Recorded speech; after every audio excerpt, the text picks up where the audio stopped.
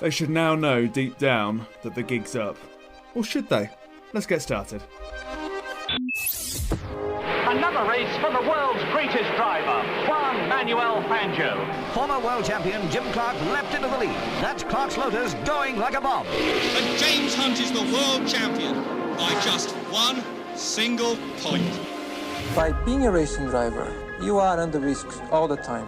And if you no longer go for a gap that exists, you're no longer a racing driver. And that is Michael Schumacher ahead, the world champion. To become a four-time world champion, Sebastian Vettel, Lewis Hamilton, champion of the world. That's for all the kids out there who dream the impossible. Max Verstappen, for the first time ever, is champion of the world. Oh my God! Max Verstappen, you are the world champion! The world champion!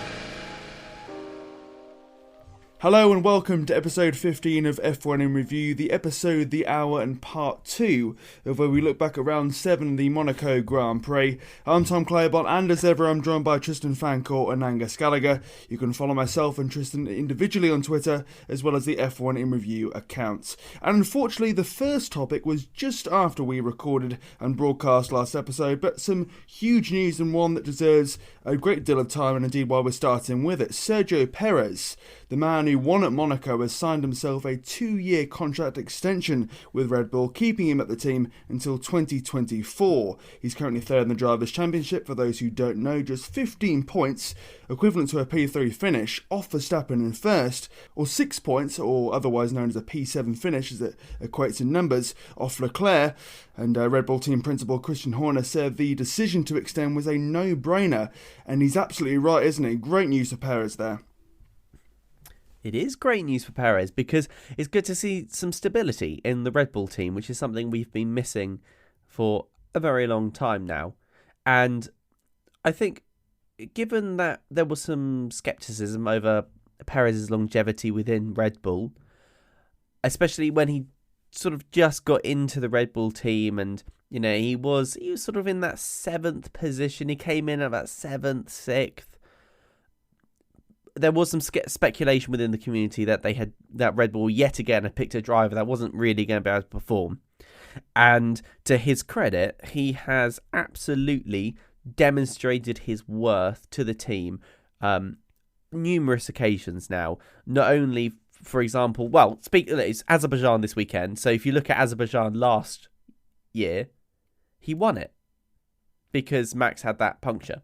So, and speaking of last year, he also did that incredible defence of Hamilton and backed Hamilton back up the track in the infamous now Abu Dhabi Grand Prix, allowing Max Verstappen to make up like 11-second deficit and get right up behind him. So, yeah, he has now been nicknamed, sort of Secretary of Defence, Minister of Defence, because of his amazing ability to do that, and also the tyre whisperer, because he can also manage his tyres really well. So, to be honest, he's kind of the complete package, isn't he? He's great defence, team player, able to look after his own car and his own tyres, and yeah, he makes mistakes.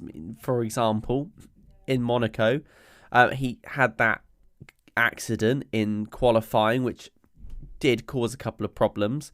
But look, everyone makes mistakes and everyone has that problem. But the point is more often than not, he is actually helping the team. He is being useful to them. And hey, look, he's creeping up the championship standings.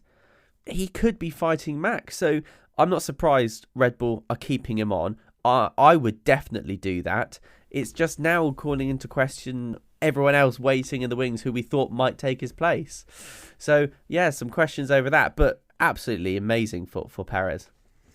Yeah, I mean, I feel like I've been on the Sergio Perez hype train for a while now, and I've always rated him highly, raced him so highly that last year in my pre-season predictions, I said that he would get more points than Max Verstappen in the championship. Admittedly, probably got a bit giddy before that. But at the same time, I think a couple of things have helped so far this year at least. One, he's had a year in that team, and anyone can vouch for, whether it's in their personal or professional life. Once you have, as much as change makes you a more diverse person and it allows you to increase your adaptability, once you get routines, once you get things occurring week after week, or similar things occurring week after week, hour after hour, different days of the week, especially at your work, what you're being paid to do, then it really does help your mindset. And I think we're seeing the benefit of that for Perez this year, just having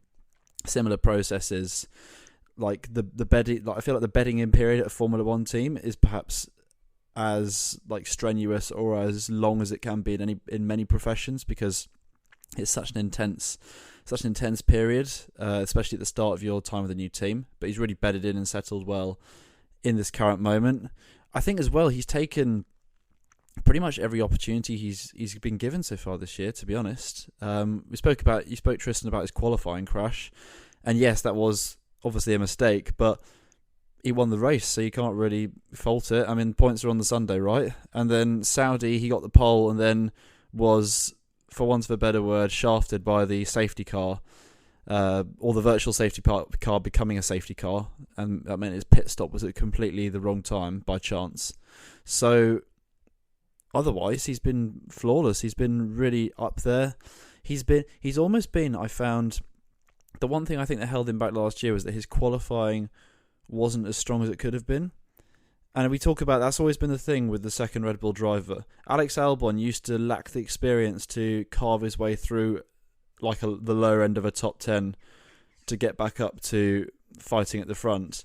But Perez not got away with it, but he was good at it last year. He has the experience and he was good at doing that kind of thing, getting back up onto the tail of the leading Mercedes and also of his teammates. And this year, his qualifying is much improved, and he's managed to get himself in those good positions from the start. Admittedly, I feel like maybe the Red Bull is stronger than compared to the rest of the midfield than it was last year. Obviously, it was stronger last year, but he's taking those opportunities more. And again, to be honest, that probably links back to betting into the team better. And yeah, I think it's been a very strong start. And the contract is very much justified and a great reward for a driver of his calibre. It blocks off the options of quite a few Red Bull juniors, but in terms of Red Bull and their short, medium and, well, until 2024, their long-term future, I think it's definitely the right decision, and it's been proven to be, based on the season he's had so far, has proved to be the wise decision to renew his contract. So I'm looking at the driver ratings because that's something we did in April, Tom. And I'm looking at your ratings for him. You gave Perez an A. Nice. An 8 out of 9 out of 10. And then you gave Verstappen also an 8 or 9 out of 10. So, clearly you are quite... would you still say that Max and Perez are equally matched there in terms of their strengths? I think, yeah, if you look at the current leaderboard with the Drivers' Championship, if you'd have had a better result there for Perez and there wasn't team orders in race prior, you would have him above Leclerc, and there's still a chance that he could overtake Leclerc purely on his ability alone and the fact that he is really, doing well in this car and also giving Max a run for his money when he's has the ability to or is able to, really. I can't really think of anyone who's more deserving of a contract on the grid aside from Perez. I remember last season I wasn't wholly convinced by him. Very patchy, I thought. He finished very strong, but as we say, the consistency wasn't there. But now I kind of wonder that yes, Perez and Verstappen, have been performing very well. I'd say equally in some weekends, as I've seen by Perez, outperforming Verstappen, I'd say, at Monaco. Does this new contract change the dynamic? Because before, when his contract, that's Perez's contract, was up at the end of the season, the team kind of had some leverage over him, as in, do as we say, we're Team Max, we put him first, or, you be careful, we could get Pierre Gasley come in to go and replace you. But now that sticker's gone, hasn't it, really? Perez, in my view, now has more freedom to run his own race within some confines, of course, and he has the comfort of knowing that whatever happens within reason, he's going to be there until 2024, 2 years' time. Do you think that's fair? Do you think this changes the dynamic of Red Bull slightly? It's less so much Team Max now, a more collegiate Red Bull team, particularly when you see that there's only 6 points between Leclerc and Perez. They could easily get a 1-2 in the drivers and win the constructors right now. Well, you summed it up, didn't you, really? Because beforehand, there was always that overshadow of the notion that at any time the team could just sort of dump you for another person. And I suppose by giving him that extension to his contract, it allows him to, firstly, set out what he wants from his future at the team, because there will be negotiation there. And secondly, as you say, I think that it will allow him to say, well, look, if you're going to bring me on for the long term, then this has got to no longer just be, Supermax champion of the world, and sort of has to now be Super Red Bull domination, because Red Bull know that Max's brilliance and win last year did come at a cost. And that cost was kind of the Constructors' Championship as well, because their car just didn't necessarily favour Perez all that much, and if you continuously screw over your second driver, then if something happens to your front runner, then you've kind of screwed yourself over. And especially at the moment, with the current landscape of Formula One, you can't guarantee reliability. You can't guarantee that someone else is going to be able to control their car. So I think Perez has negotiated himself into a position where he will have played the card of, well, if I'm with you, you want me, because they do want him, there's no one else, really, let's face it, then hey, it's got to be Team Us, not just Team Max. And that's something I think perhaps Ricciardo failed to do when he jumped out of Red Bull to Renault all those years ago. So I think Red Bull are certainly, or I hope they should be, playing the card if you can get yourself up to the top level in the championship, then it's yours to fight with Max, which is how we want it to be as fans. Well, don't tell Jos Verstappen, Max's dad, but there may be another rooster in the hen house. But on a serious note, the dynamic, I think, inevitably changes. As much as Red Bull don't want to say it changes, I think it inevitably does a bit. I think it's eased by the fact that Max and Sergio seem to get on really well. I think you could honestly see in the years before, Max was getting frustrated at having a teammate who couldn't keep up. Obviously, he's friendly with Gasley and Albon, because they're all similar ages. But I think you could tell that Max was frustrated with not having a teammate who could keep up and help him at the front. Not that Max wasn't able to put in stellar performances consistently, but he was just wishing, for his sake, for the team's sake, that there was more support there. And I think he still really appreciates the support that Perez gives him. I mean, lest we forget, to be honest, Abu Dhabi last year, where Perez held up Hamilton for a good 10 seconds or so, which in the end made the gap small enough that when there was that virtual safety car, Mercedes didn't feel comfortable enough to pit for fresh tyres for fear of losing track position. That's a prime example of Perez being a superb team player, helping Max and the team achieve their goals. The dynamic now changing in the fact that Perez seems to be, rightly so, going more towards his goals as well, and the fact that he may have a big part to play in this championship. So the dynamics change, but we are yet to see the dynamic change in a negative way, and I can't see that anytime soon. At the same time, Lewis Hamilton and Nico Rosberg were doing just fine as teammates when they were fighting for the title at the start of the season, and that turned sour. So you never know, but I would say at the moment it looks like a good vibe in that Red Bull team, where I think Max knows he knows he's the best on the grid, and he knows he's got that upper hand probably 7-8 times out of 10 on Sergio. But I still think there's a chance that Sergio, of course, raises his game even further. But for me, it's crazy to think this. Max Verstappen's only 24 years old still, so he's not even in his prime, arguably. Even though it could be seen, he could be seen right now to be operating close to his best or at his best that he's been in the sport yet. But whilst it may change the dynamic, I don't think it's a huge change. I just think it's turning it more into an environment of greater cooperation and teamwork, which would actually benefit Red Bull, and you could argue would be a scary prospect for the rest of the grid. And as we've said so many times, haven't we, Red Bull need to inform drivers to be winning the constructors if they really want to gun for that. And currently, Ferrari have had a bit of a dip in form, but they've got two really good drivers as well in the form of Sainz and Leclerc. Arguably the best pairing, I said at the start of the season. So it's in Red Bull's interest, really, to make sure that Perez knows that he's loved there at Red Bull, is given the freedom, is able to go for race wins, and that, the competition drives up performances. Because, as we were saying there, as you were saying there, Angus and Tristan, with the fact that Verstappen was number one, that was fine for him, but there was no one there keeping him honest. It was always him having to drag the team up. And I suppose, there's obvious winners, aren't there, from this? Red Bull, Perez, and the shorter term, he'll be 34 by the time his contract runs out, so that may be it at the top of the table for him. But there's obvious losers as well, aren't there? Writing's on the wall, I think, for Pierre Gasley now, as we hinted at earlier. He's still got to be out with AlphaTauri until the end of 2022, this coming season. And yes, he's got a good seat for the season. But what happens after that, really? Because currently, if we look at the grid, you've got Aston Martin and Williams with 2 free seats. Is that a downgrade? I'd probably say so. A sideways move at best. Currently, you've got the seat of Zhao at Alfa Romeo and Magnussen at Haas are free at the same time.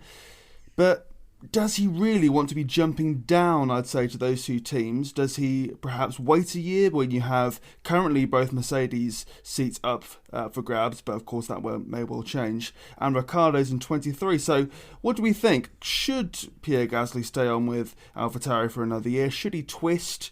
Should he stay for longer? What's our thoughts on his future? Oh, poor Gasly. I feel like every time we talk about him, we're all hoping that he's going to get his magic contract. We'll be like, yeah, Gasly's off to Ferrari or something like that. But everyone's locking down talent, and Gasly's like, I suppose that the one no one wants to pick at the moment. But for all the wrong reasons, I don't know. It's really tricky because AlphaTauri last year was a top midfield car. He got his first podium in Formula 1 at Azerbaijan in the AlphaTauri.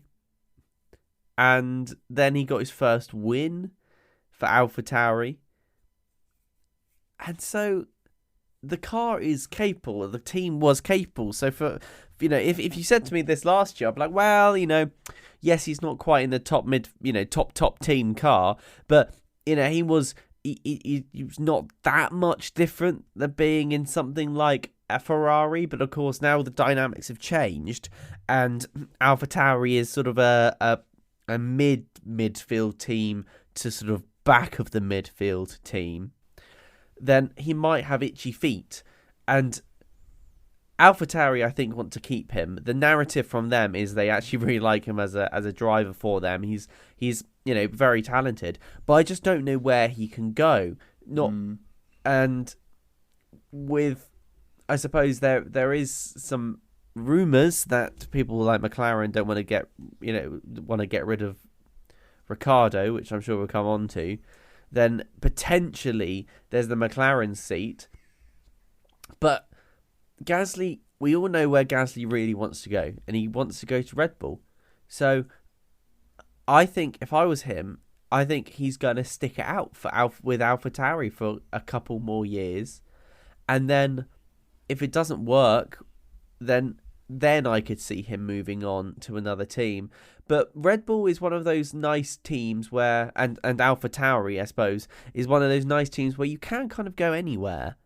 Let's not forget that the Red Bull Drivers Academy has brought up some amazing drivers over the years. So if you look at Ferrari, for example, that is a place where he could potentially go in the future, because Carlos Sainz drove for the Toro Rosso when AlphaTauri was called Toro Rosso. So, he could wait it out and see if he can vying for a seat there in a few years' time. Or he could try and edge his way into, a team that is up and coming. Yes, you're right, Aston Martin is a bit of a downgrade now, but Sebastian Vettel's going to go. And so that is an option for him. Or of course there's Alpine with with potentially someone like Ocon going to Mercedes when Lewis Hamilton eventually retires. Then a step to Alpine could be a good move for him, because let's not forget that Alpine has this massive backing from Renault, and Renault isn't a small sport in Formula One, a small team in Formula One. They are a world championship team in themselves, so he has options. But I think he's just going to wait it out because he loves the Red Bull team so much. But I could be wrong there. He might well just decide to jump off to Aston Martin if Vettel retires this year. I think this is his moment to jump, honestly. I think this is, with Perez getting that contract, it's clear Red Bull don't want Gasley. I'm sorry, mate, they don't want you. And it's been spelled out to you in quite uncertain terms, I think. The fact that they have, one, got diverted from their tried and tested junior driver promotion cycle for those seats, and the fact that they've not only done that for 1 year, they did it for a second year, and now they extended it so that it's going to be happening for 4 years. That's not just them saying, "Oh, we don't think you've got any hope of being the senior team." That's also slamming the door shut in the face of all the Red Bull juniors, of Yuki Tsunoda, who they have high hopes for. So for me, it's done for Gasley at Red Bull, and I struggle to believe this point that people put across that AlphaTauri has the potential to be a force to be reckoned with, and that Gasley should stay there, and that he should wait it out, and he could bring them forward. I'm sorry, they're a feeder team. They are never going to be more than, in my opinion, 5th or 6th in the Constructors' Championship. Even last year, with Gasley on red-hot form, he got enough points to finish 6th in the Constructors' Championship by himself. Pierre Gasley in 6th in the Constructors. And he was let down by the other driver not being as strong and not bringing home the points. But that's not just down to Tsunoda. That's also a team who does not always take its opportunities, in my opinion. And there's been many occasions where AlphaTauri, they are strong. They got great raw pace on their day, but do they always make the most of it? Do they put the ball in the back of the net, to use a football analogy? No, not all the time, to be honest. So I think Gasley would be better served moving. Now, where would that be? McLaren is an option if Ricciardo goes south even further there.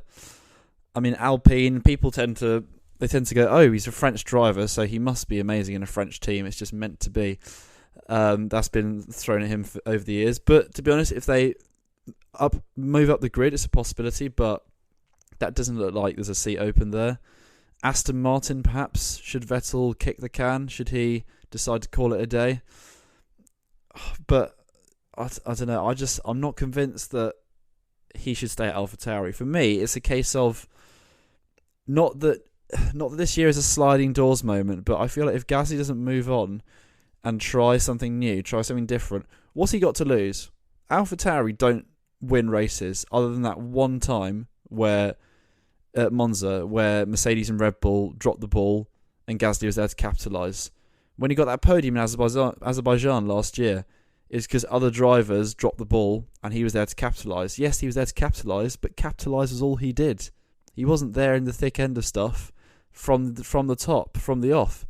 So what's he got to lose moving to an Aston Martin or an Alpine or a McLaren in terms of his long-term prospects for me? So I think that it's a clear sign sorry mate, sorry Pierre, they don't want you there. I think flee the nest. And also, it's now confirmed. I think there's a thing in his contract where, because Red Bull have turned him down for the future, he is free to negotiate with other teams. It's not like he's bound by this Red Bull AlphaTauri chain. He's now free to go and talk to other teams. So if I was him, I would take that opportunity. I have a left field suggestion though. I want to hear your thoughts. Pierre Gasley to Mercedes. I'd back it, 100%. I think. Yeah, it makes sense. It's just I think they'd go with Ocon first. Or I think even though his contract is watertight, I still think they would try to find some way to get Lando Norris in and have a British dream team of Russell and Norris. So whilst Gasly could be an option, I don't think he's high up the list. Well, I mean, looking at Gasley now, how old is he? He's 26, so he'll be 27 by the time the season ends. And if you look at Perez, who we were just speaking about there earlier, just because you're 28, 29 doesn't mean it's over. Far from it. We've got racers such as Hamilton and Raikkonen and Pryor going into their mid-30s and 40s. So I don't think he should be of the mentality that it's now or never, because what he has now are 3 teams that are worse than him and a second seat at Alfa Romeo where Bottas is undisputably going to be number 1 driver in terms of the hierarchy there. So in that regard, with Mercedes in mind, with Ricciardo's contract in mind, if I were Gasly, I'd stay on for 1 more year at AlphaTauri, where it's a comfortable team, where you're going to be in the midfield, you're going to be number 1 driver, you're going to have things your way. Give it 1 more year, you'll be 28 years old by then, and then look at the landscape there and what's available, because there's so much better seats, constructors, everything in a year's time currently than there is now.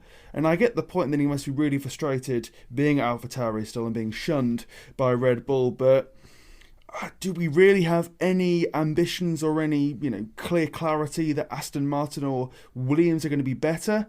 Not at all, really, in my view. And then again, you're going into a team where Stroll is going to be very much the superior in terms of either the kit that he gets or the say that he gets. Albon's doing very well after the departure of George Russell, exceeding expectations, I'd say. So, of course, he's not going to yield power very easily. But I mean, the relationship that we'll get onto very shortly between Ricciardo and McLaren is festering at best. You've got George Russell, of course, that will stay on at Mercedes unless something radical happens, and Hamilton going towards the end of his career in terms of age. So in my view, stick it out for 1 more year and then see how the landscape looks, and I think he'll be a much happier man, put it that way. The thing is, though, this all rides, I guess, off of other people's misfortunes to some extent, and the happiest outcome, I think, would be something like Mercedes deciding to pick him up if Lewis Hamilton retires. But there is another saving grace potentially for Gasly, and that's he would be a prime candidate for a new team if someone like Andretti does make their way into Formula One, or if the VW group confirm actually launching a car into the sport. Then potentially someone like Pierre Gasley becomes a good option, because they would want someone who has been able to win a race and has been able to pick up a podium. And Angus, as you say, is able to capitalise on opportunity. And no team entering a sport will think they're going to be a top team immediately. You always want to look like rock stars, but sometimes you do end up looking not like rock stars, to paraphrase a certain Haas team principal. And so actually, I would, if I was Andretti and I was actually going to join the team and join the sport, and if he does, then someone like Pierre Gasly would be absolutely brilliant, because he kind of ticks all those boxes. And I think for him as well, it would provide him an opportunity to escape the clutches of the Red Bull Drivers Academy and ditch the people that don't like him. And unfortunately, Helmut Marko has not made it a secret that he dislikes Pierre Gasly, and that's what kind of makes Pierre Gasly's victories over last couple of years even sweeter. So, what do you think? Do you think actually Pierre Gasly could be going somewhere completely left field, such as Mercedes, but also into a new team if they join? I mean, it's distinctly possible, isn't it? With the Volkswagen Group, they're very much showing their interest and intention to go into Formula One. You've not only got experience there in terms of knowledge of creating good racecraft, but also a lot of money as well. We spoke earlier about Renault being a huge supporter of Alpine and a huge car manufacturer in their own right. There's a lot of cash behind them. But think the cash that the Volkswagen would give their team versus, let's say, not only Renault, but Aston Martin as well and the other constructors. So it would be a gamble for sure, because it doesn't always work out, does it? BMW, for example, coming into Formula One and not really doing a lot, honestly. Aston Martin as well. It's not been so far so good for them, you'd say. But I think it's one of those where if you look at the current landscape next year and both Mercedes seats are gone, Ricciardo's seat's gone, the only option he has is to move sideways at best to the teams I've spoken around, or indeed to go down. Then why not twist? But I think at the age of 26, hold your horses. Hold your horses. It's interesting, I'd say as well, that you talk about being the perfect new driver for a new team. Well, let's remind ourselves of when a midfield, very highly rated, naturally quick French driver in his mid to late 20s moved from a midfield team to an American startup team, Romain Grosjean to Haas back in 2016, and that didn't work out as well as it could have done. So beware Pierre. Yeah, but the thing about Romain Grosjean is he had at Lotus already built a reputation of not always being the most reliable individual to finish a race. I get, yeah. So there is that subtle difference, and you also, I know we joke about Grosjean, but there was that fiery talent there, and he was a good driver. And actually, when Magnussen and Romain Grosjean left the team, and we got that new, there's new drivers in Mazepin and Schumacher, it really demonstrated how bad the Haas car was, because Magnussen and Grosjean really propped the team up for a long time, I think, with a car that was not very good.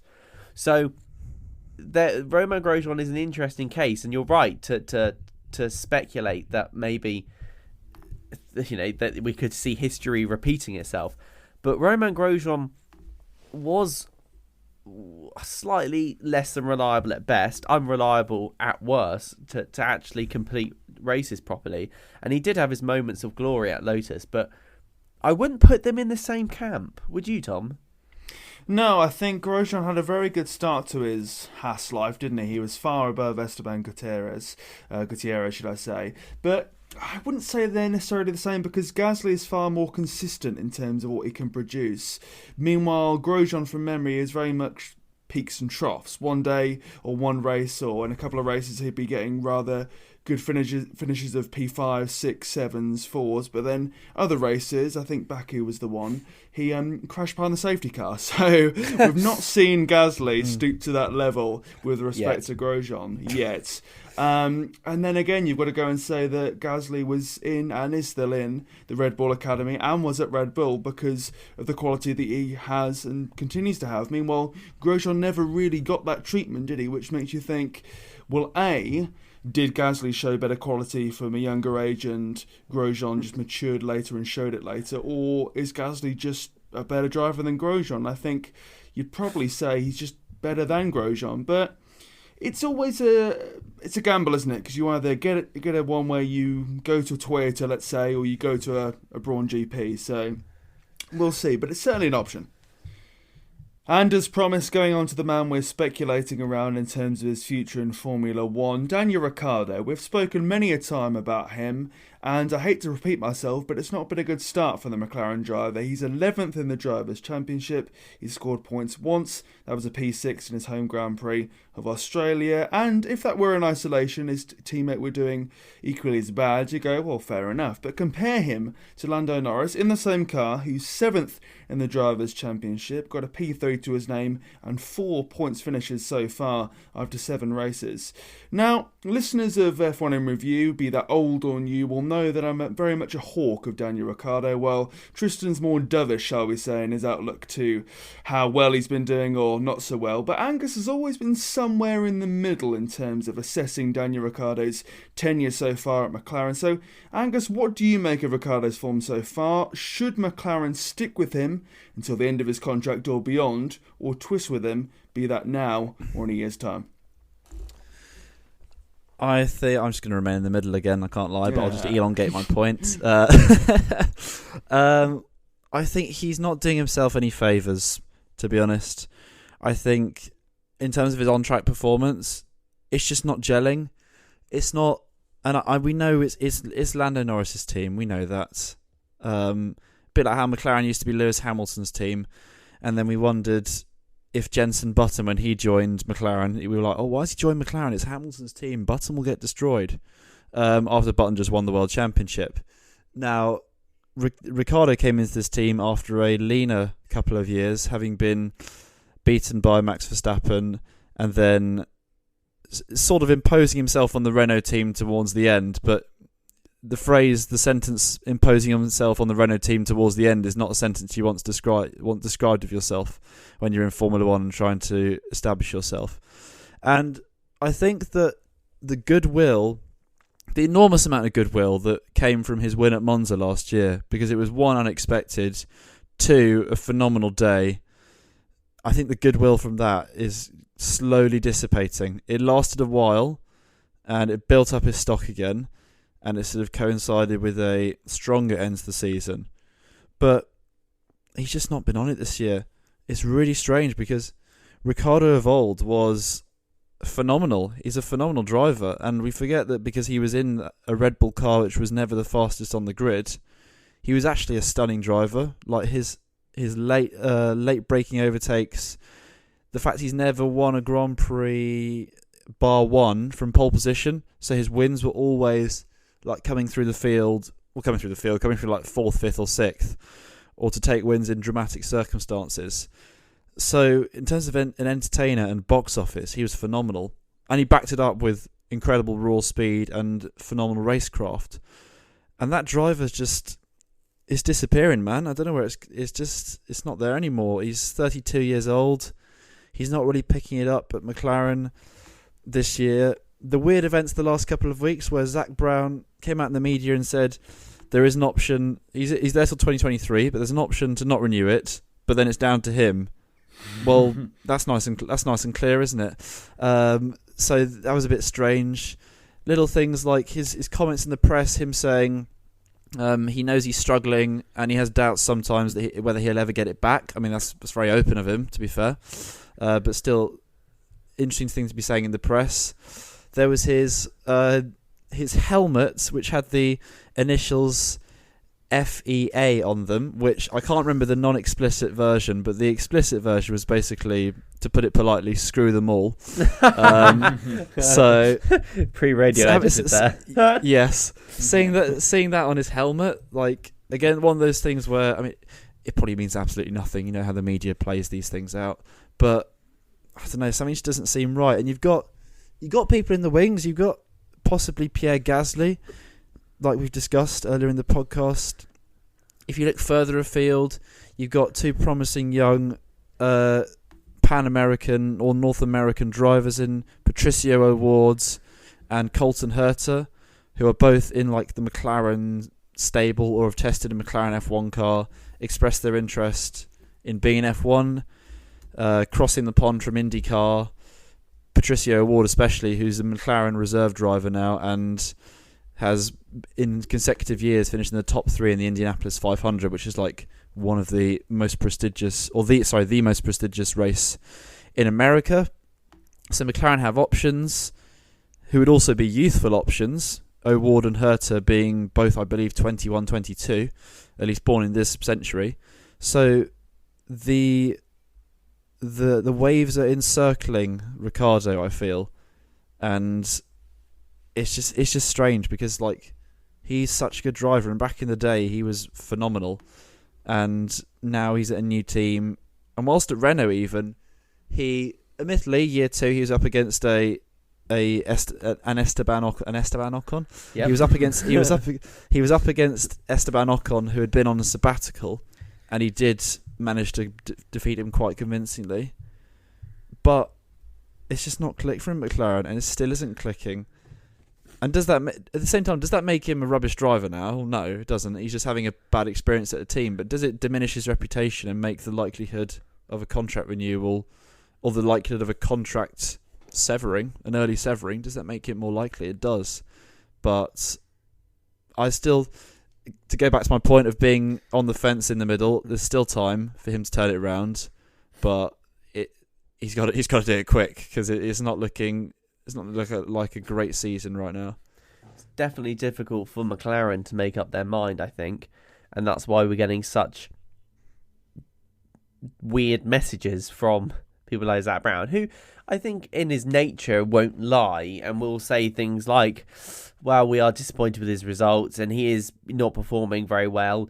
And Ricciardo has said that, he's not lying when he says stuff like that and acknowledges that he hasn't necessarily delivered for the team this year and that he was sort of lucky last year to get that race win in Monza.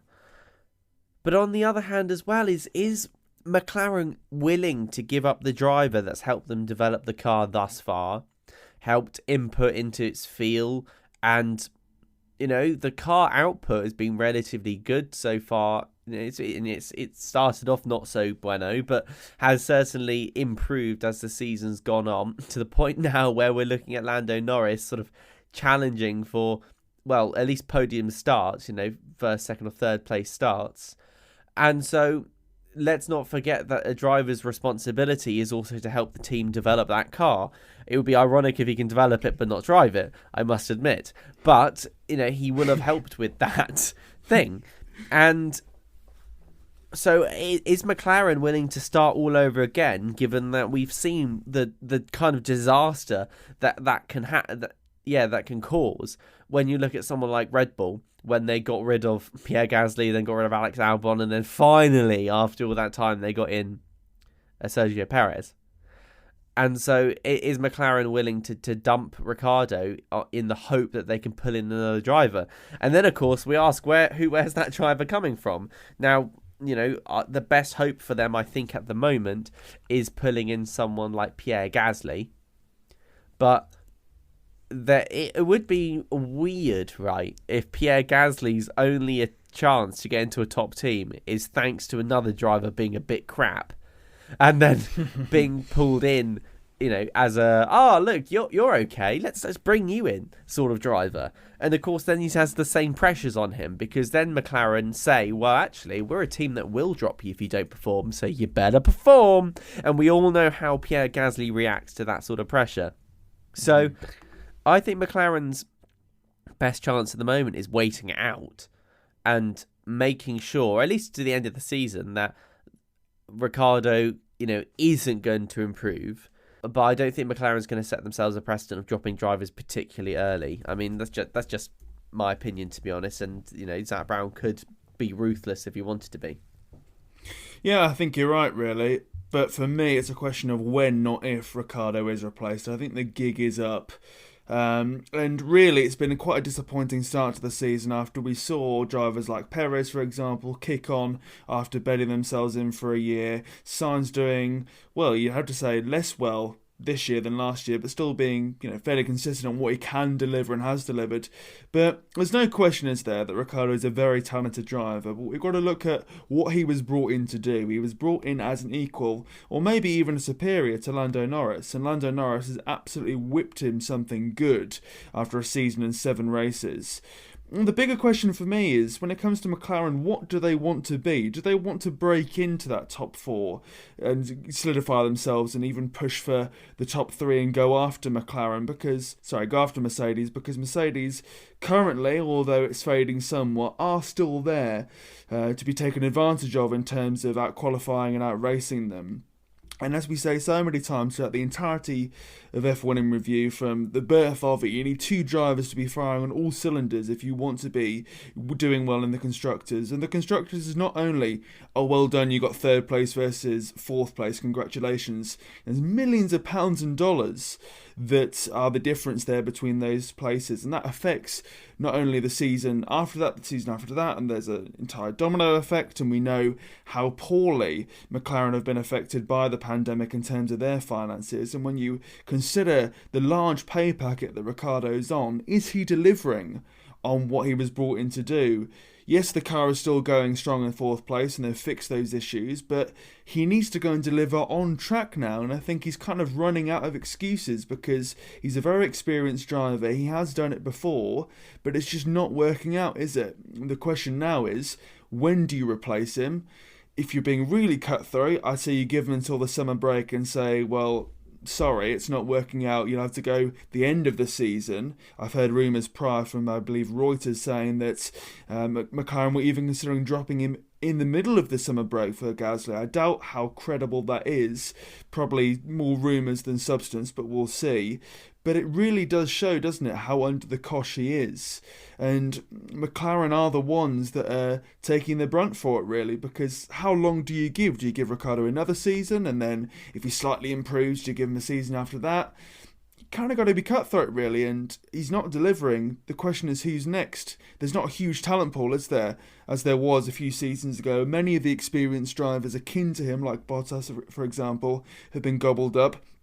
Other drivers who have near equal standing to Gasley, like Ocon, fairly solidified there in Alpine.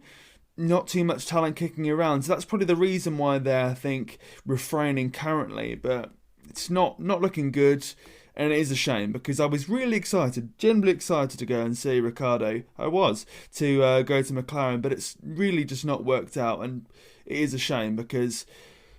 I may sound like an old historian, but why on earth leave Red Bull to go to Renault? It was such a questionable decision, but I'll stop from opening that can of worms.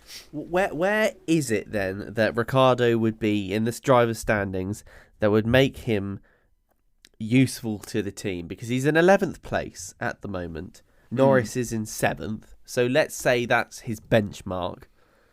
Above him is Magnussen, which, yes, he should probably be ahead of Magnussen, Ocon and Bottas. Where would you say Ricciardo will have to be at the end of the season for him to retain his seat? For him to retain his seat, he's got to be level or beating Bottas. Because you bear in mind that Bottas has just come into the Alfa Romeo car. It's a weaker car as well than McLaren. Ricciardo is a better driver, I'd say, in terms of raw quality than Bottas. He's got to be top 10 at least, and if he's then, 8th, just behind his teammate with Norris, I think that's a pass, really, yeah. I think they may look at it on a different metric. I think, based on the fact that Norris is currently just the 2 points behind Lewis Hamilton in a Mercedes, I'd say he's definitely outperforming that car, as we're getting used to see him do now. Ricciardo on 11 points, that is just under 25% of Norris's points. So, in my opinion, if he doesn't have at least half, even if he did have half of Norris's points, he's done for, in my opinion. You think he's going to need half the points of Norris? I think even that's not good enough based on what McLaren want, to be honest, and what they expect. I don't think... I would disagree with you, though, that the McLaren is a better car than the Alfa Romeo. The Alfa Romeo has been performing in sort of 6th place. Well, I think Bottas has been. Well, yeah. Well, there you go. But then that's as much as you can squeeze out the car. I would say that the Alfa Romeo this year is for whatever reason, and it's probably because of the engine in it actually, is incredibly good. For what it is, let's face it. So I would say that, to answer my own question, I would say that he needs to be at least 8th or 9th. I think if he comes in 10th, I think if he goes up one more place to 10th, then McLaren will be very... they would have some difficult questions to ask themselves. But I don't believe that the McLaren this year is, 6th or 7th place sort of competitive car. I mean, on the odd day, yes, but, they haven't had a brilliant season. And, Norris is spectacularly good, apparently, to in that car, and has been, as you say, sort of outperforming it. So I reckon 8th or 9th, and he'll be okay. But it's just such a shame that the happy-go-lucky Australian, once upon a time, sort of championship contender sort of individual, where we all went, oh, wow, Ricciardo could win a championship one day. That driver's sort of gone. And maybe that's the reason why, Tom, I'm so optimistic for him, because I hark back to the days in Red Bull when Daniel Ricciardo, won races like Monaco. And we want to hear him happy on the radio again consistently. And maybe Monza last year was the exception, not the rule. But victories like that will help his case. So it was another horrendous crash for Mick Schumacher at Monaco, and it triggered a red flag. No points still to his name, and if we're looking at the data worth of damage, he has accrued $3.3 million after 7 races in terms of damage. And ordinarily that wouldn't be great, but it would be terrible. But now, of course, gents, we are in the cost cap environment, which stands at $140 million for each team. Now, if we're looking at the fact that Schumacher, one driver, has already eaten into that to the tune of 3.3 million, with inflation surging globally at 7% of the UK, it threatens to get as high as 10%. Is there a real genuine threat that Haas, along with Williams, who also accrued just over $3 million worth of damage so far, is there a real chance they could breach the new cost cap? And should there be some flexibility with all this in mind? They've said they're not going to be flexible though already. The Formula One management has said that they're not going to give in to the big teams because people like Ferrari want to increase the cost cap as well. I don't think they're going to do it. I think they're going to stand by their laurels really and say, well, no, we have the cost cap. It's your fault for picking a driver that continuously crashes, which in fairness is the driver's fault. But yeah, there is absolutely a chance that they'll breach it. I don't know what happens if they do. Do you know? I don't know. I'm guessing some form of penalty, be that grid penalty or financial penalty, although that wouldn't really make a lot of sense. That would be ironic. An endless cycle of penalties. I will be in the process of looking it up. I'll just make a comment on Mick Schumacher, who I've read an article that he's now been given a new nickname in the Formula 1 paddock, and that nickname is not very flattering. It's Crash Kid, supposedly. Oof. And yeah, which kind of reflects, I think, the amount he's crashing. To be honest, it's not much deeper than that. I think the amount of damage he seems to have caused is ridiculous, and it makes you think how expensive it is to assemble a Formula 1 car. At the same time, like, he just has to stop crashing, really. It's not the best help in the world that he's low on confidence, he's crashing a bit, and what's coming up next? Another street circuit. Great, that's going to help him. So he really needs a instant free weekend coming up. I think we saw as well the first sign of unrest from the Haas team. I'll quote Günther Steiner from after the race here. With Mick, we obviously saw what happened. It's not very satisfactory having a big crash again. We need to see how we move forward from here. Now that's quite ominous, if you ask me. Not that they're suddenly going to sack him and rip up his contract, but I think they are getting a bit tired of his tendencies, and also the fact that Magnussen's come in, done really well, hit the ground running, but they're losing points from Schumacher, and we've spoken about it before, the crash he had with Vettel in Miami, the enormous shunt, which of course we were glad to see he was okay in, the one he had in Jeddah, which cost him a chance at points in the race in the first place, or even somewhere like Imola, spinning on the first lap, ruining his race there. Monaco, in Monaco he wasn't within a shout of points realistically. He was going to finish like 12th, 13th, 14th, but you'd rather finish 12th, 13th, 14th than crash out and add an extra $1.5 million onto your team's or $1.5 million dent into your team's cost cap, into your team's budget. So the more and more it happens, the more and more the pressure is, and the jury's still very much out on Mick Schumacher, and also the jury out on whether Haas's purse strings will be able to cope with the upcoming run of races, because as I mentioned a minute ago, these things aren't cheap. The average, give you a perspective, the average price of a F1 monocoque, which is the survival cell that basically helps build helps mold the chassis, is in excess of $1 million, $500,000 just for a gearbox.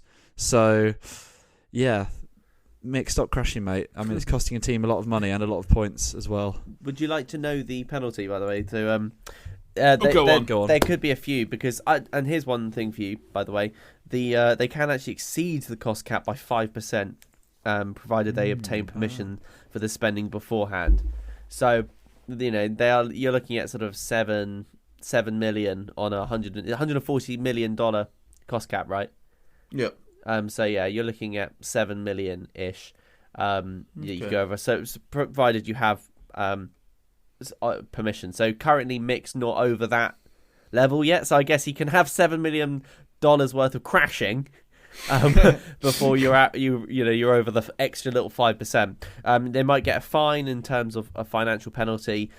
They could also get a fine, so a penalty on the track, so like a grid penalty. And of course, let's not forget they could also be excluded from the World Championship entirely if they found to be that severe. So yes, they could actually just have a massive fine, which of course would come from the team itself, not its budget. Otherwise, as we were laughing about, you can end up in this weird endless fine, and where the stewards just go on very nice dinners at the team's expenses.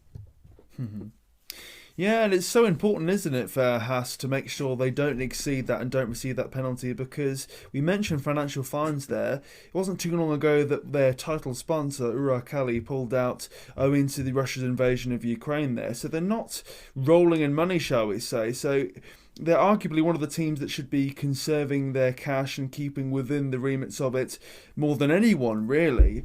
I mean, it'd be no surprise to anyone, as we hinted at earlier, with Williams being second in the constructors in terms of damage. Nicholas Latifi, the second driver there in terms of accruing the most cost of damage. What is that? $2.9 million there, and Carlos Sainz, those who are interested, $1.6 million there, and then Ocon 1.4, and Stroll with $1.1 million there, keeping things nice and consistent. But yeah, I mean, it is an interesting one, isn't it? Because we're seeing many drivers there accruing huge damages, and teams as well. But if you look at Red Bull, for example, they're just over 300,000 US dollars there in terms of damage. So while they've had reliability issues, they haven't been too costly there. But do we think the cost cap could influence how teams operate in the future? I mean, we saw at Jeddah, for example, after the huge crash of Mick Schumacher, not only due to medical reasons, but also they'd said as well financial, they decided not to go and field both their cars, Haas that is, in terms of the race, because they were so scared about the costs that they could have to occur again when it comes to damages there. So could this be playing on people's minds, do you think, when it comes to team principals and owners?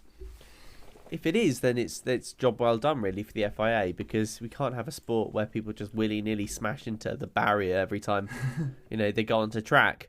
And I suppose it prevents teams as well from having reckless drivers, which is what we like to see. It's just a really difficult situation now for Mick, because he has now so much to prove. And it's a really, really unfortunate spiral where you have a lot to prove, so you try harder, and you end up causing yourself more problems in the long run. Sometimes, it's best to steady the ship and make sure you just complete the race in a decent place. No one's going to be angry at him if, frustrated if he finishes in 11th. I mean, if you keep finishing 11th, then maybe you go, he's so close to points, but at least finish the race. That's all we want. So maybe that's the future for Pierre Gasley, sort of tying this whole thing together, and this is inspiration from Angus, really.